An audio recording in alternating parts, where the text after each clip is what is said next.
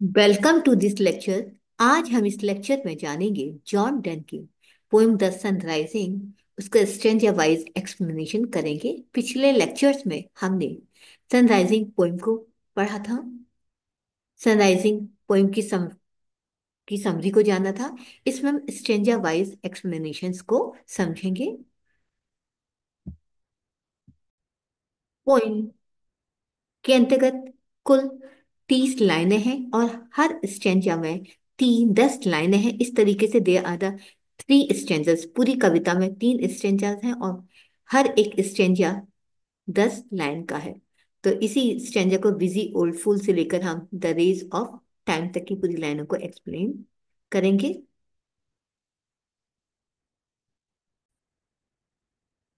देखिए, first 10 lines का explanation. In these lines the poet scolds the sun as an old fool. इन पंक्तियों में कवि जो है सूर्य को एक ओल्ड फूल करके, एक वृद्ध मूर्ख कहकर फटकारता है। ही कॉल्स इट अनरूली, वैसे अनरूली कहता है जिसका कोई नियम नहीं है। मिडल सम यानी जिसका कोई कंट्रोल नहीं है। एंड फुल्स और उसे मूर्ख कहकर बुलाता है। ही एड्स इट, और भी आगे कहता भी, हाउ इट डेयर्ड, इसकी डेयर्ड मानी हिम्मत, इसकी इतनी हिम्मत, to peep through the windows and curtains of the bedroom of the poet where he was busy in making love with his flower. देखिए, कवि अपनी प्रेमिका के साथ प्रेम कर रहा है और वो व्यस्त है, यानी प्रेम करने में व्यस्त है। और कवि के शयन कक्ष में पर्दे डले हुए हैं और वहीं पर विंडो भी है।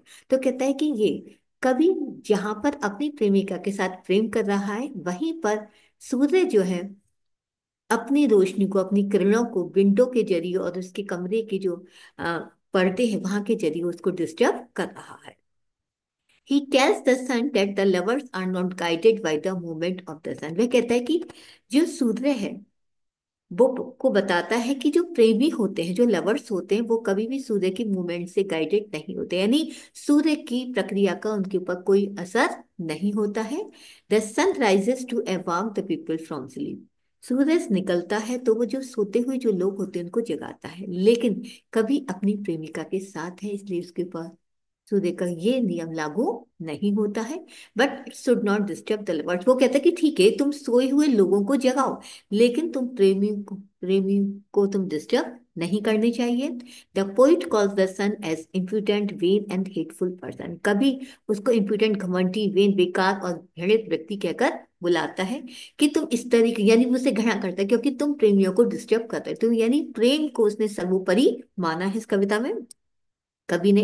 Instead of entering the chamber of lovers, वो कहता है कि प्रेमियों के चैम्बर में, प्रेमियों के कमरे में, प्रेमियों के शयन कक्ष में प्रवेश करने के बजाय इट शुड गो, सूर्य को जाना चाहिए। And discord the school boys, उन स्कूल जाने वाले बच्चों को, लड़कों को फटकारना चाहिए। Who get up late from their bed, जो अपने बिस्तर से देर से सोकर उठते हैं, यानी क्योंकि उनको स्कूल जाना है, वो इसको स्कूल जाने में देरी हो रही है, इसलिए कहता है कि तुम हमारे पास मत आओ क्योंकि मैं अपनी प्रेमिका के साथ हूँ। तुम उन बच्चों के पास जाओ जो स्कूल जाने के लिए देर से सोकर उठते हैं, ताकि वो समय पर उठें और वो जल्दी से स्कूल चले जाए। तुम उनको जाकर फटका दो, उनको जाकर जगाओ। He should evoke the apprentice who are not willingly to get up early for their work। और तुम उन अप्रेंटिस, उन लोगों को, लेबर को जाकर के जगाओ जो अपने कार्य के लिए जल्दी नहीं उठते, यानी जो हमेशा लेट हो जाते हैं अपने काम पे, अपने ऑफिस में जाने के। तुम उन लोगों को जाकर जगाओ। ही मे अवॉक द कोर्ट हंट्समैन। वह कहता है कि वह उनको जाके जगा सकता है, उन हंट्समैन को। उनको काउंट हंट्समैन कौन है? वो दरबारी लोग जो राजा के साथ शिकार पर जाते हैं। Whose duties to accompany the king during hunting, जिनका कर्तव्य शिकार के दौरान राजा के साथ जाना है, उनके साथ कंपनी देना है। कहता है कि तुम उन दरबारियों को जाके जगाओ, उनसे कहो, उनको बताओ कि आज राजा जो है शिकार पर जाना चाहते हैं, उन सबकी वो तैयारी करने चलेगी। हिश में आल्सो अराइज द फार्मर्स, वह किसानों को भी जाके जगा सकते हैं, उन मजदूर को भी जाके जगा सकता है। बिकॉज लाइक हंट्स, क्योंकि चींटियों के समान, they have to work hard, उन्हें कठिन परिश्रम करना होता है। इन देयर फील्ड्स, अपने खेतों में, at the time of harvest, फसल के समय पर। कहते हैं फसल के टाइम पर किसानों को कठिन परिश्रम करना पड़ता है, जिस तरीके से चींटियों को गर्मियों में कठिन परिश्रम करना होता है, अनाज को जुटाना होता है अपने विंटर टाइम के लिए। इसलिए तो कहता है कि जिस तरह की चींटियां मेहनत करती हैं उसी तरीके से किसान को भी अपने खेत में जाना है, इसलिए तुम उनको जाके जगाओ। He should not interfere with the work of lovers, लेकिन प्रेमियों के काम में इंटरफियर नहीं करना चाहिए उसको, because time has no effect on them, क्योंकि समय का प्रेमियों के ऊपर कोई प्रभाव नहीं पड़ता है। Lovers have nothing to do with hours, ना तो प्रेमी घंटे जानते, न दिन जानते, न मंथ, यानी प्रेम करने का कोई भी समय नहीं होता। प्रेम कभी भी किसी वक्त नहीं किया जाता है, प्रेम के लिए ना घंटे देखते, ना दिन देखते, ना मंथ देखते। They have no case for the change of season, उनके ऊपर मौसम के बदलने का भी कोई प्रभाव नहीं पड़ता है। All seasons are the same for them, प्यार करने का मौसम हमेशा प्रस्तुत होता है, सब सेम होता है। The poet scolding of the sun shows he is aware at the various social activity and the problems of those activities, यानी कभी जब सूर्य को जब फटकारता है, स्कोल्ड करता है, तो वो इस चीज को दर्शाता है कि वह सामाजिक गतिविधियों के प्रति भी वो सचेत है, एंड उन गतिविधियों की जो भी समस्याएं होती है उनसे के प्रति भी कभी पूरी तरह से सचेत है। यानी उसने सोशल एक्टिविटी, एक सामाजिक एक्टिविटी की भी बात भी की, और अपने प्रेम को सर्वोपरि माना है। तो इस तरीके से हमने देखा कि पहली 10 लाइन में किस तरीके से कवि जो है सूर्य को फटकारता है। ये देखिए सेकंड स्टैंजा है, जो कि खुद भी 10 लाइन का है। देखिए, द बीम से लेकर बैटले तक हम इन 10 लाइनों का एक्सप्रेशन समझेंगे। Here the poet rebukes the sun for entering the bedroom of lover, जैसे कि हमने देखा कि कवि जो है सूर्य को अब प्रेमियों के शयन कक्ष में जाने से फटकारता है। He tells it that instead of disturbing the lovers, it should awake schoolboys, farmers, court, huntsmen and apprentices. Lovers are not guided by the movement of the, जैसे कि उसने कहा कि जो प्रेमियों को डिस्टर्ब करने की अपेक्षा वैसे उसे स्कूल वाले लड़कों को जाके जगाना चाहिए, किसानों को जाके जगाना चाहिए, कोर्स हंट्समैन को जगाना चाहिए, उन लेबर्स को, मजदूरों को जगाना चाहिए। और सूर्य की गति का प्रक्रिया का इन प्रेमियों के ऊपर कोई असर नहीं होता है। The poet says that people respect the sun for its power. अब सेकंड स्टेप वो कहता है कि कभी बताता है कि लोग जो है सूर्य का सम्मान करते हैं फॉर इट्स पावर, क्योंकि इसकी पावर की वजह से, एंड लाइफ गिविंग क्वालिटीज, क्योंकि इसमें जीवन देने वाले भी गुण पाए जाते हैं, इसलिए इसका सम्मान करते हैं। But it should not be proud of it stand, लेकिन वो साथ में ये भी कहता है कि माना कि इसके पास पावर है, लाइफ गिविंग क्वालिटीज है, लेकिन सूर्य को कभी भी अपनी शक्ति के ऊपर घमंड नहीं करना चाहिए। द पोइट वांट्स द सन, कभी उसको चेतावनी भी देता है सूर्य को, that he can deprive of it, कि वह इसकी, यानी सूर्य को, वो सूर्य की जो शक्ति है उससे वो दूर भी कर सकता है, यानी सूर्य की शक्ति को वो कंट्रोल कर सकता है। And its luster and darken it by just twinkling at it, वो कहता है कि सूर्य की रोशनी जो लस्टर है और जो डार्कन, जो यानी कहने का मतलब है कि वो जो चमक है अपनी, उसकी प्रेमिका की जो चमक है, प्रेमिका की जो आंखों की चमक है, उसके द्वारा वो उसकी आंख, जो किरण, सूर्य की जो किरणों की जो रोशनी है, उसको वो धुंधली कर सकता है। He further says that he will not do so, लेकिन वो कहता है वो ऐसा नहीं करेगा। वो कहता है कि जब सूर्य की किरणें की रोशनी जब अंदर आ रही है, तो वो कहता है कि सूर्य अपने आप को शक्तिशाली समझ रहा है कि वो रोशनी फैला रहा है। वो कहता है कि उसकी रोशनी को वो समाप्त कर सकता है, क्योंकि उसके शयन कक्ष में जो विंडो के ऊपर जो पर्दा डला हुआ है, जब वो पर्दे को डाल देगा तो सूर्य की रोशनी धुंधली हो जाएगी। लेकिन वो कहता है कि वो ऐसा नहीं करेगा, because he does not like to miss the sight of his beloved even for a moment, क्योंकि वो अपनी प्रेमिका के साथ प्रेम कर रहा है, तो वो नहीं चाहता कि वो अपनी प्रेमिका की आंखों से हल्का, थोड़ी देर के लिए भी, एक क्षण के लिए भी उजले, क्योंकि उसे पर्दा डालने के लिए क्या करना पड़ेगा, उसे पर्दा डालने के लिए अपनी प्रेमिका से दूर जाना पड़ेगा, और वो ऐसा नहीं चाहता कि एक क्षण के लिए अपनी प्रेमिका की नजरों से वो दूर हो जाए। The poet wants to continue looking at his beloved without a break even for a moment, वो कहते हैं कि एक क्षण का भी वो ब्रेक नहीं चाहता, अपनी प्रेमिका को वो कंटिन्यूटी के साथ देखते रहना चाहता है। He is confident with the dazzling beauty of his beloved can be desert yet, वो उसे पूरा विश्वास है कि उसकी प्रेमिका की जो डेजलिंग ब्यूटी है, जो सुंदरता है, चकाचौंधित करने वाली जो सुंदरता है, वो सूर्य की रोशनी को भी चकाचौंधित कर सकती है। He compares the beauty of his beloved to the wealth of the Indies, तो इंडीज यानी पूरे जो वेस्ट इंडीज के जो क्षेत्र है, जो जगह है जहां पर हमारा खजाना वगैरह सब कुछ पाया जाता है, स्टोन्स वगैरह जाते होते हैं, वो उस कि संपत्ति के साथ भी अपनी प्रेमिका की सुंदरता की तुलना करता है। He is confident that all the precious stones of the east and gold mines are nothing when compare to the charm of his beloved. वो उसे विश्वास है कि उस कि जो ईस्ट के जितने भी कीमती पत्थर हैं एंड गोल्ड माइन, और जो सोने की जो खान है, वो उसके सामने कुछ भी नहीं है। किसकी? उसकी प्रेमिका की सुंदरता के सामने कुछ भी नहीं। यानी वो जितने भी सोना चांदी, जितने भी महंगे महंगे पत्थर है, वो सब इसके सामने बेकार हो जाते हैं, इसकी सुंदरता के सामने। The sun way confirm his claim from the kings. और सूर्य जो है वो अब राजा से क्या करता है? अपना क्लेम करता है। यानी वो कहता है कि सूर्य जो है एक राजा की तरह है। यानी राजा भी, वो राजाओं का राजा है। कौन? प्रेमी।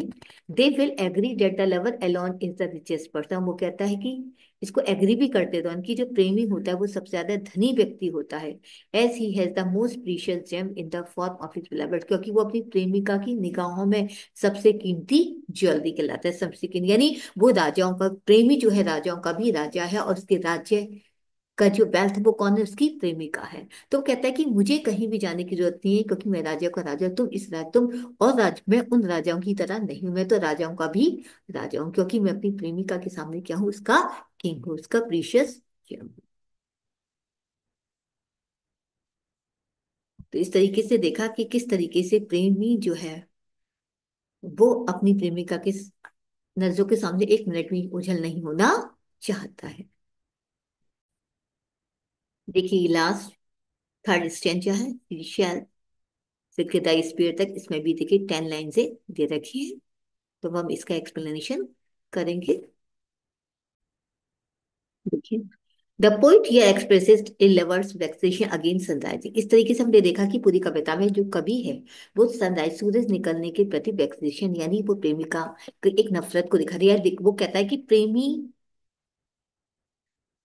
के ऊपर किसी चीज का कोई असर नहीं होता है। The dawn is regarding as an impertinence which comes to disturb the lovers. वो कहता है कि जो सूर्य, जो डॉन है, जो सूर्य जब निकलता है, उसको उसने एक इम्पर्टिनेंट बाधा के रूप में सम्मानित करता है, जो प्रेमियों को डिस्टर्ब करने के लिए आता है। The poet is delightfully outspoken at defiant. यहाँ पर कवि जो बहुत खुशी खुशी आउट स्पोकन है, बहुत ही फ्रैंक तरीके से कहता है कि वो अपनी प्रेमिका के साथ प्रेम कर रहा है। यानी उसे डिस्टर्ब मत करो प्लीज, हमें यहाँ पे आके डिस्टर्ब ना करो। आपको कहीं जाना है तो कहीं भी जाओ, आप किसी भी जगह जा सकते हो, कहीं कोई भी जगह आप डिस्टर्ब कर सकते हो, लेकिन प्लीज हमारे शयन कक्ष में ना हो।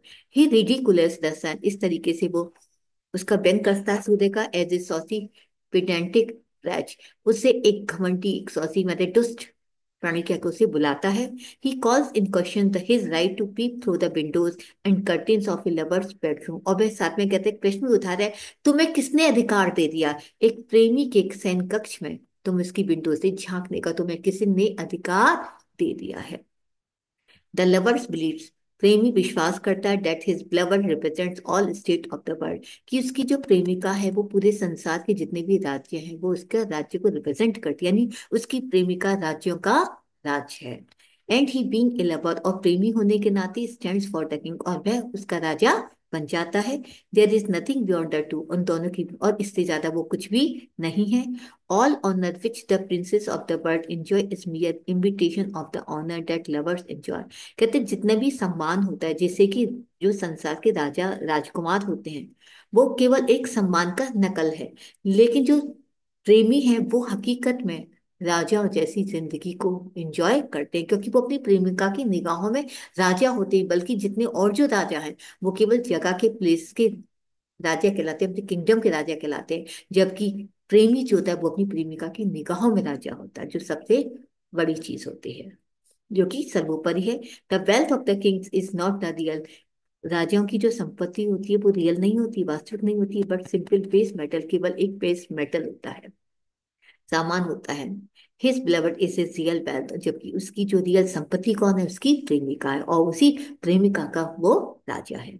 The poet says that the the bed where he and his wife lying is the whole world in a narrow compass for them. वह कहता है कि वो बिस्तर जहां पर वह और उसकी वाइफ, उसकी प्रेमिका लेटे हुए हैं, वही पूरा उसके लिए छोटी सी जगह में पूरा संसार बन जाता है। उसके लिए, प्रेमियों के लिए संसार की प्रेमी और प्रेमिका ही होते हैं।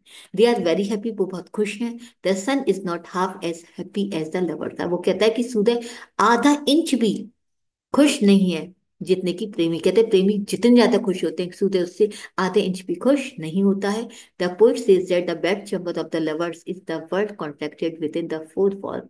कवि कहता है कि प्रेमी का जो बेड चैम्बर है, जो सैन कक्ष है, वो पूरा संसार उसमें समाहित है। यानी ये जो चार दीवार, उसके सैन कक्ष की जितनी भी चार दीवारी हैं, इन चार दीवारों में ही पूरा संसार मौजूद है। Moreover the sun has grown old and tired. और साथ में ये भी कहता है कि सूर्य क्या हो चुका है, सूर्य जो है वृद्ध हो चुका है, वो थक चुका है, टायर्ड हो चुका है। इट रिक्वायर्स रेस्ट, इसे आराम करने की आवश्यकता है। It should concentrate on the bed chamber of the lover. उसको जो है प्रेमी केवल यहीं पर ही रुक जाना चाहिए, बेड चैम्बर में ही पूरा ध्यान केंद्रित करना चाहिए। It if the sole function of the sun is to give warmth, अगर सूर्य की पूरा कार्य गर्मी देना है, it must confine itself to the bed of the lovers for it contains everything else of the world. तो उसको अपनी उसको प्रेमियों के बिस्तर को ही उसे गर्म करना चाहिए, क्योंकि वहीं पर पूरा संसार भी समाहित है। वो कहता है कि तुम्हें कहीं और जाने की आवश्यकता नहीं है, क्योंकि प्रेमी के लिए पूरा संसार उसका सैन कक्ष है, उसकी प्रेमिका है। तो कहता है कि अगर तुम हमें चमका दो, अगर तुम हमें गर्म कर दो, हमारे सैन कक्ष को गर्म कर दो, तो समझ लेना पूरे संसार को तुमने क्या कर दिया, रोशनी दे दी है।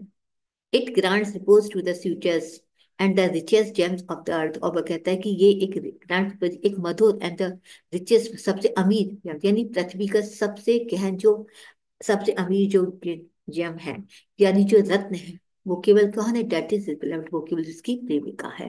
The poet says that bye signing in their bedroom alone the sun and the walls of their bedroom the spheres within which the sun would revolve। वो कहता है कि, कभी कहता है कि अगर वो उसके बेडरूम को अकेला ही, केवल उसके बेडरूम को ही अगर वो चमका दे सूरज तो, और उसकी जो बेडरूम की जो दीवारें हैं उसके चारों तरफ वो अगर रोशनी कर दे, तो समझ लो कि पूरे संसार में वो घूम रहा है। यानी अब वो कहता है कि सूर्य तुम्हें कहीं जाने की आवश्यकता नहीं है, वो सन तुम यहीं रुक जाओ, क्योंकि मेरे लिए पूरे संसार ही मेरी प्रेमिका, ये सैन कक्ष ही मेरी, ये दीवारें ही मेरा पूरा संसार है। अगर तुमने प्रेमियों को चमका दिया, अगर तुमने प्रेमियों को रोशनी दे दी, अगर तुमने प्रेमियों को गर्मी दे दी, तो इसका मतलब तुमने पूरे संसार को गर्मी दे दी, पूरे संसार को तुमने चमका दिया। तुम पूरे संसार में तुम घूम लोगे, ये चार दीवारी में तुम यही रुक जाओ। तो इस तरीके से उसने यहाँ पर इस कविता में प्रेम को सर्वोपरि माना है।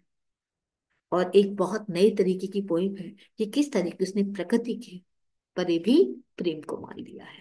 तो उम्मीद करती हूँ ये कविता आपको अच्छी तरीके से समझ में आ गई हो, क्योंकि पहले, और पूरी अच्छी तरीके से जानने के लिए पिछली दो लेक्चर्स को जानना ना भूलें, जानना ना देखें। Thank you very much. Please like और सब्सक्राइब करना ना भूलें।